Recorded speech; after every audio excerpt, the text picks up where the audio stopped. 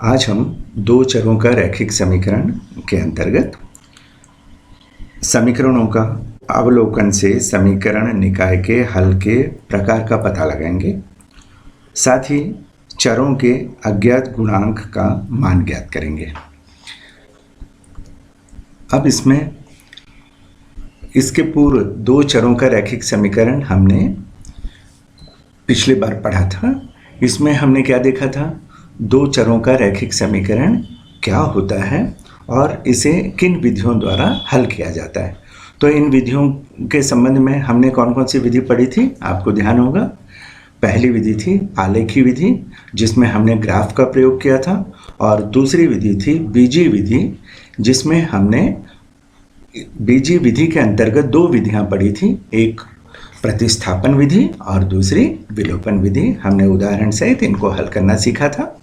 अब हम इससे आगे बढ़कर आज हम क्या क्या पढ़ रहे हैं, हम पढ़ रहे हैं अवलोकन से समीकरण निकाय के हल के प्रकार का पता लगाना। ये हमारे कोर्स में है। तो अब हम अवलोकन से, यानी जो समीकरण निकाय हमें प्राप्त होता है उसको देखकर हम केवल अवलोकन से ही समझेंगे कि उन समीकरण निकायों को हम हल कर पाते हैं या नहीं हल कर पाते हैं, या वो किस प्रकार का है, वो कौन कौन सी शर्तों का पालन करता है। तो चलिए इसको आगे बढ़ाते हैं। तो देखिए, इसमें हमें क्या देखना है कि क्या किसी समीकरण निकाय के अवलोकन से ही आप उसके हल के बारे में बता पाएंगे कि उसका हल है अथवा नहीं। ठीक, इसके अलावा हम और क्या देखते हैं, अगर हमसे पूछा जाए कि क्या ऐसा हल संभव है, तो हमारा जवाब होगा कि हाँ, यह संभव है, लेकिन इसके लिए हमें समीकरण निकाय के चरों एवं अचर पदों के गुणांकों के बीच के संबंधों को जानने की आवश्यकता होगी। ठीक है। अब इसके अलावा हम एक उदाहरण लेकर इसको और स्पष्ट करते हैं। देखिए, पहला समीकरण निकाय मैंने लिया 2x + 3y = 7, 2x धन 3y = 7। ठीक है, ये पहला समीकरण है। और दूसरा हमने लिया 6x धन 9y = 11। ठीक है, ये दो समीकरण को जरा ध्यान देखते हैं। देखिए, इसमें चर पद कौन कौन से, पहले समीकरण में x और y, दूसरे में भी x और y है। ठीक है, तो पहले समीकरण के चर पद x में गुणांक क्या है, गुणांक मतलब जो x को गुणा कर रहा है, कौन गुणा कर रहा है, वहाँ कौन सी संख्या है, 2। ठीक है, और y को कौन सी संख्या गुणा कर रही है, 3, और हमारा जो 7 है वो अचर पद है। ठीक है, अब दूसरे समीकरण में आ जाते हैं। इसमें देखिए, x को कौन से संख्या से गुणा कर रहे हैं, 6 से, और y को 9 से गुणा कर रहे हैं, और यहाँ पर अचर पद कौन सा है, 11। ठीक है, समझ आए। अब हम इसको और विस्तार से देखते हैं। देखिए, समीकरण 1 में x का गुणांक 2, y का गुणांक 3 और अचर पद जो है वो 7 है। ठीक है, और यदि 2, 3 और 7 को हम व्यापक रूप में लिखें, व्यापक रूप यानी ये जो 2, 3 और 7 इस प्रश्न में ही है, लेकिन हम और कई प्रश्नों को, इसी तरह के अन्य प्रश्नों का हल करना चाहें तो हम कुछ व्यापक पद लेते हैं। जैसे 2 के बदले में हमने ले लिया a1, 3 के बदले में ले लिया b1 और 7 के बदले में ले लिया हमने c1। ठीक है, तो हम इसके बाद दूसरे समीकरण को देखें। इसमें भी देखिए, x के गुणांक 6, y का गुणांक 9 और अचर पद 11 है। अब हम यहाँ पर x के गुणांक 6 को हमने a2 लिया, y के गुणांक 9 को हमने b2 लिया, और अचर पद 11 को हमने c2 लिया। समझ आ रहा है। तो ऐसे जो भी समीकरण निकाय हमें प्राप्त होंगे, हम उसे, उनमें से पहले समीकरण में से हम a1, b1 और c1 ज्ञात करेंगे, दूसरे समीकरण में हम a2, b2 और c2 ज्ञात करेंगे। स्पष्ट हुआ। अब a1 किसको बोलते हैं, x, x के चर पद x के गुणांक को, ठीक है, b1 चर पद y के गुणांक को और c1 अचर पद को, ठीक है। इसी तरह दूसरे में a2, b2 और c2 मानते हैं। अब हम आगे देखते हैं कि हमारा समीकरण निकाय व्यापक रूप से क्या बन जाता है, a1x प्लस b1y बराबर c1, a2x प्लस b2y बराबर c2। अगर किसी समीकरण निकाय में बराबर से पहले c1 और c2 का रूप प्राप्त होता है तो आपको घबराने की ज़रूरत नहीं है, आप वैसे भी उसे मान सकते हैं। हम ऐसे आगे उदाहरण करके स्पष्ट करेंगे।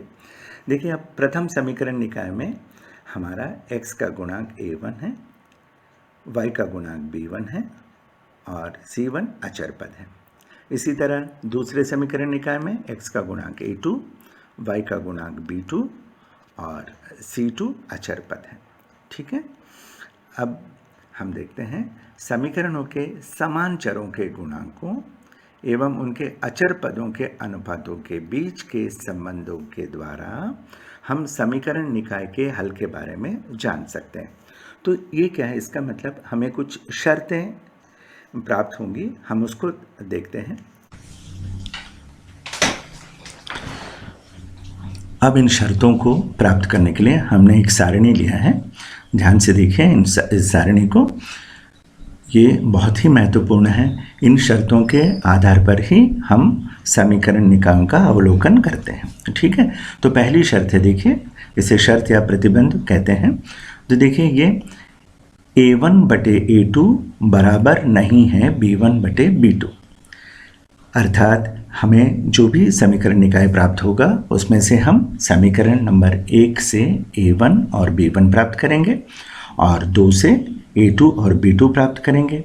फिर इनका अनुपात ज्ञात करेंगे। देखिए अनुपात यानी a1 को a2 से भाग करेंगे और जो प्राप्त मान होगा उसी तरह b1 और b2 को भी भाग देंगे तो इसका भी मान प्राप्त होगा। इन दोनों की तुलना करेंगे।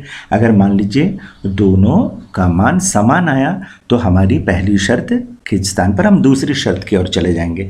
लेकिन अगर मान लीजिए इन दोनों का भागफल समान नहीं आता, असमान आता है, तो हम क्या निष्कर्ष पर आते हैं कि दिए हुए समीकरण निकाय के हल अद्वितीय है, यानी अद्वितीय हल प्राप्त होगा।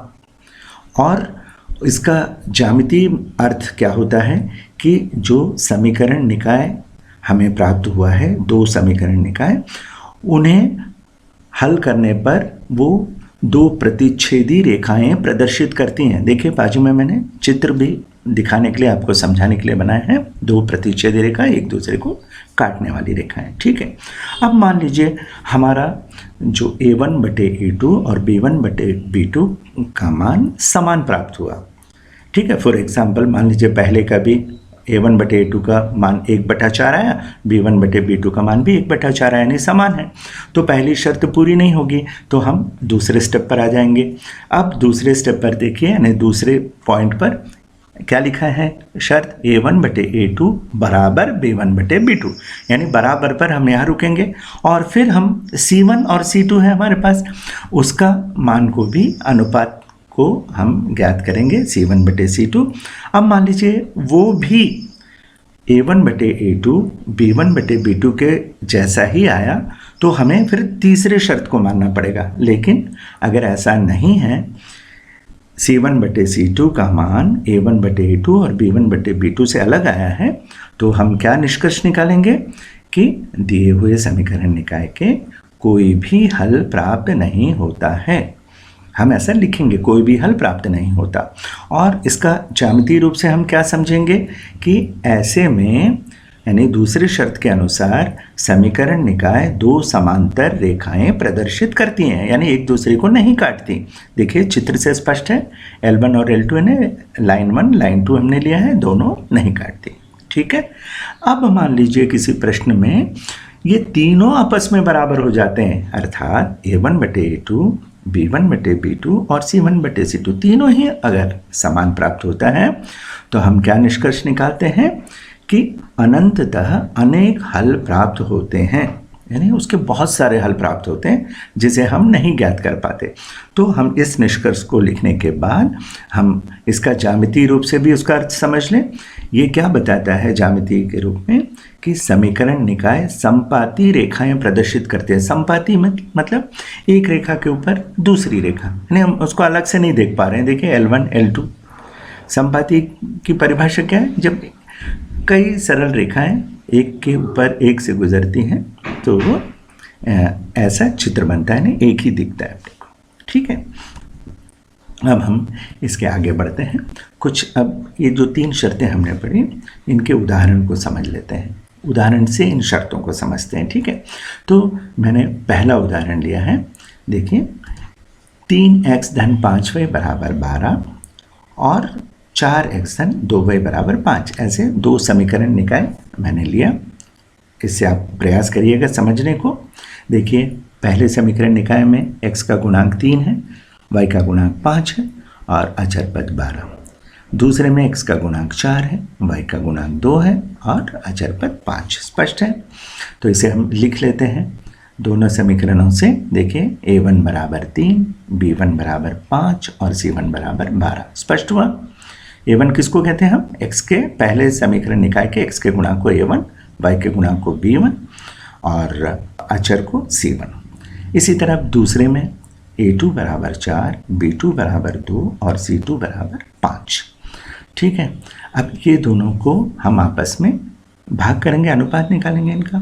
तो देखिए a1 बटे a2 बराबर 3/4 आया, b1 बटे b2 बराबर 5/2। हमने अभी c1 बटा c2 नहीं निकाला, पहले इसको हमने चेक किया। देखिए 3/4 ये कटेगा नहीं और 5/2 ये भी नहीं कटने वाला।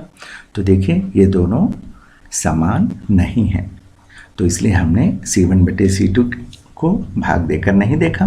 और हम इससे क्या निष्कर्ष पर पहुंचते हैं? हमारा निष्कर्ष होगा कि a1 बटा a2 बराबर नहीं है b1 बटा b2। ठीक है, तो इसका हल क्या होगा? फिर समीकरण का अद्वितीय हल है, हम ऐसा निष्कर्ष निकालेंगे। तो हमें जैसे ही प्रश्न मिला हमने a1 b1 a2 b2 को निकाला, बाहर रखा और उसे भाग करके देखा, तो हमें ये प्राप्त हुआ कि a1 का भाग a2 से करने पर, यानी a1 बटे a2 का जो मान प्राप्त हुआ और b1 बटे b2 का जो मान प्राप्त हुआ वो असमान है, एक दूसरे से नहीं मिलता। तो हम प्रश्न में क्या लिखेंगे? समीकरण का अद्वितीय हल है। ठीक है, अब इसी तरह हम एक और उदाहरण लेकर हल करते हैं। देखिए अब एक उदाहरण हमने लिया, एक पहला समीकरण 5x धन 3y बराबर 12 और दूसरा समीकरण 15x धन 9y बराबर 15। ठीक है, अब इसमें से हम क्या क्या निकालेंगे? पहला समीकरण से a1 बराबर 5 है, x का गुणांक, b1 बराबर 3 है, y का गुणांक और c1 बराबर 12। स्पष्ट हुआ? उसी तरह दूसरे में a2 बराबर 15, b2 बराबर 9 और c2 बराबर भी 15। ठीक है, अब हम क्या करेंगे? आपस में इनको भाग करते हैं ना। कैसे भाग करते हैं? देखिए a1 बटा a2 बराबर 5/15, b1 बटा b2 बराबर 3/9 और c1 बटा c2 बराबर 12/15। अब इनको आपस में भाग करते हैं तो क्या क्या निकला? a1 बटा a2 1/3 हुआ, 5 से भाग दिया हमने, तो b1 बटा b2 भी 1/3 आ गया, 3 से भाग दिया, 3 3 9। लेकिन c1 बटा c2 का उत्तर आया 4/5, हमने 3 से भाग दिया, 4 दिया है ना, और यहाँ 5 दिया 15। ठीक है, अब ये जो इससे हम क्या निष्कर्ष पर पहुँचे? हमारा a1 बटे a2 और b1 बटे b2 आपस में बराबर है, लेकिन c1 बटे c2 आपस में बराबर नहीं है। तो ये हमारी दूसरी शर्त है। तो इसके अनुसार हम क्या निष्कर्ष निकालेंगे? कि समीकरण का कोई भी हल नहीं है। स्पष्ट है?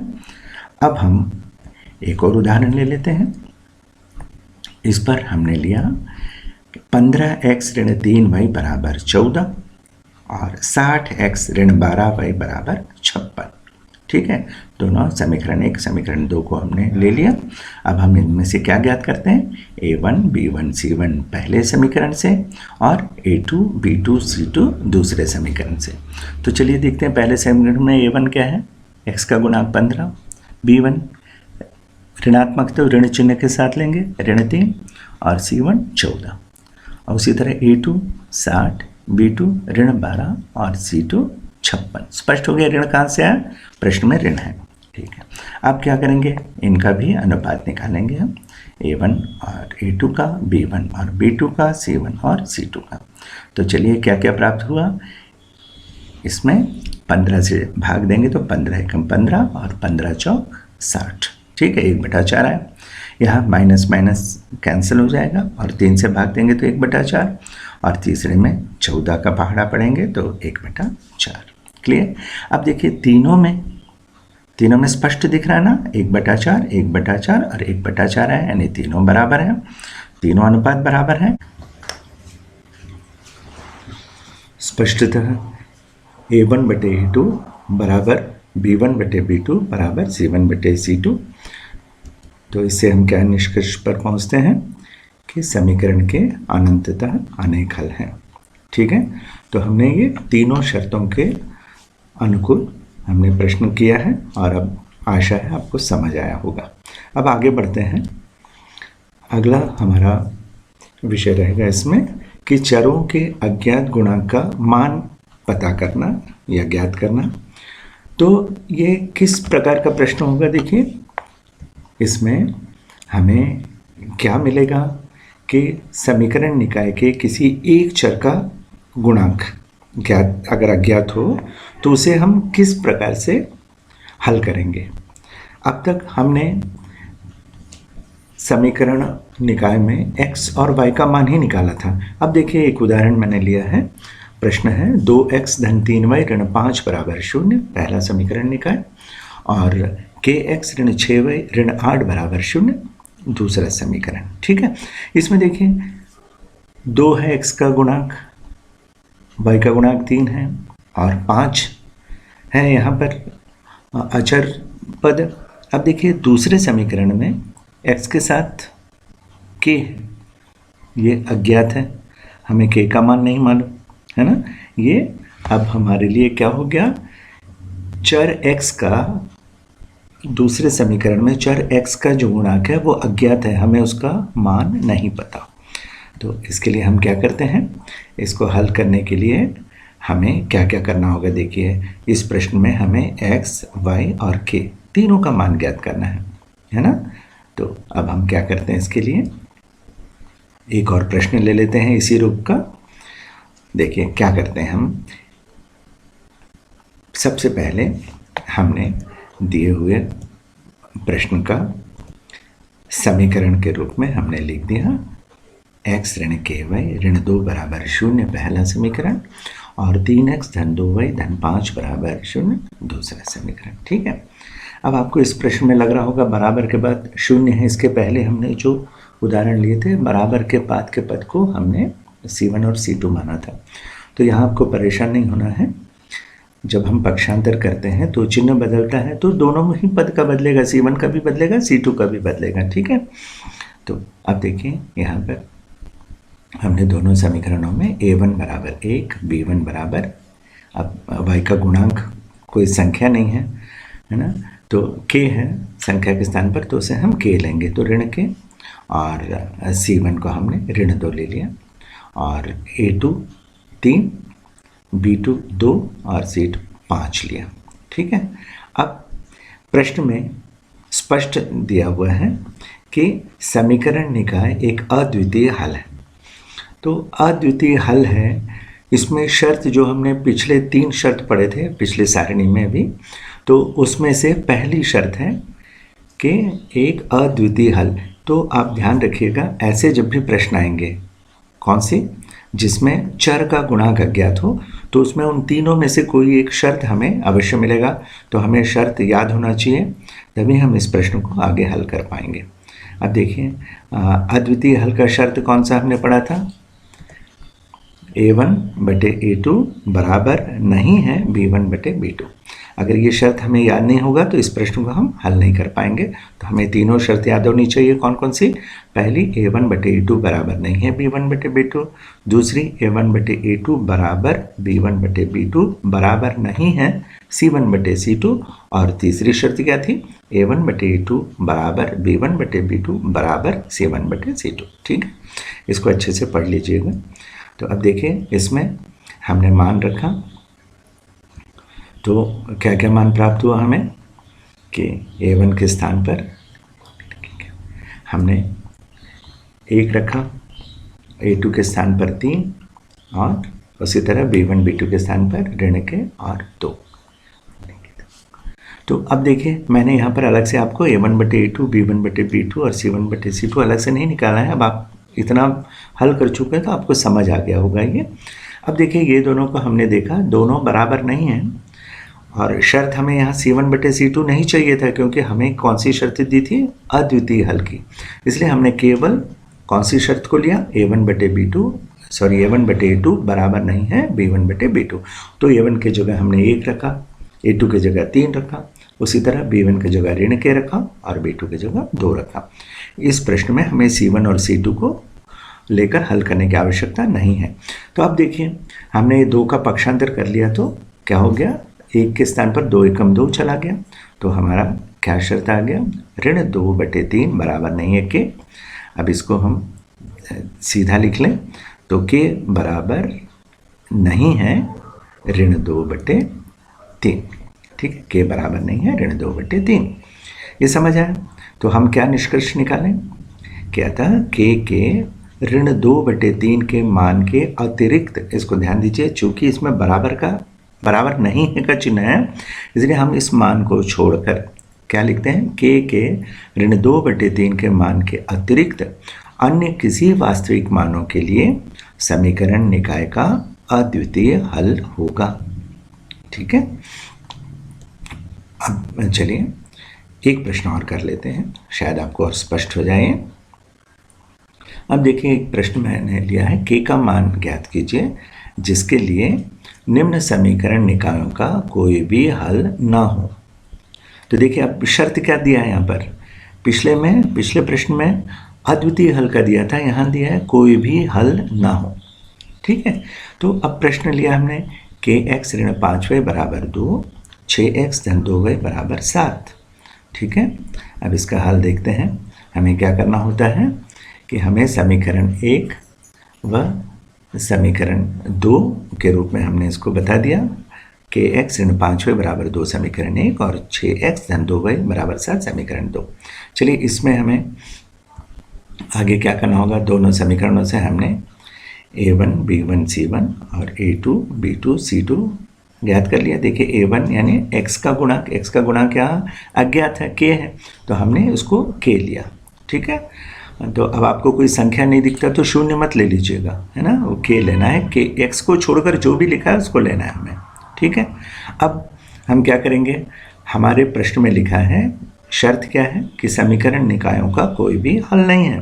तो कौन सी शर्त होगी, कोई भी हल नहीं होने का दूसरी शर्त में क्या था कि a1/a2 बराबर b1/b2 बराबर नहीं है c1/c2। तो चलिए हमने a1/a2 निकाला, तो हमारे पास आया k/6, b1/b2 निकाला ऋण 5/2, और इसी तरह c1/c2 निकाला 2/7। अब देखिए पहला और दूसरा ये भी क्या है, इसमें हमें ये दोनों बराबर हैं। अब आपको लगेगा कि सर ये कैसे बराबर है, यहाँ तो k का मान है, लेकिन चूंकि शर्त में बराबर का चिन्ह है और हमें k का मान निकालना है, k अज्ञात है, तो हमें इसी शर्त को मानकर लेना होगा, आगे चलना होगा। अब देखिए k/6 बराबर ऋण 5/2, हमने जो बराबर नहीं है उसको फिलहाल छोड़ दिया है, तो अब हम इसको हल करेंगे। तो क्या हल होगा, k बराबर 6 का पक्षांतर होगा, भाग का गुणा हो जाएगा, तो ऋण 5 गुणे 6/2, और इस तरह k बराबर कितना आ जाएगा, 15।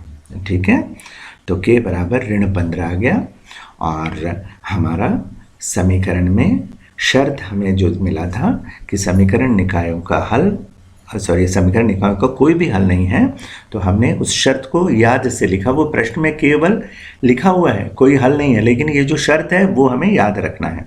ठीक है, तो मैंने पहले भी कहा था आपको, ये तीनों शर्तों को हमें अच्छी तरह याद रखना है, तभी हम ऐसे प्रश्न बना सकेंगे। और ये प्रश्न बहुत ही इम्पॉर्टेंट है, महत्वपूर्ण है। ठीक है, तो इस तरह हमने आज दो चरों का रैखिक समीकरण से संबंधित अध्याय को पूर्ण कर लिया है। हमने प्रथम भाग और द्वितीय भाग, इस तरह दो भाग बनाकर इसको कंप्लीट किया है, पूरा किया है। तो अब आप इससे संबंधित प्रश्न को हल करके इसे पूर्ण करिएगा।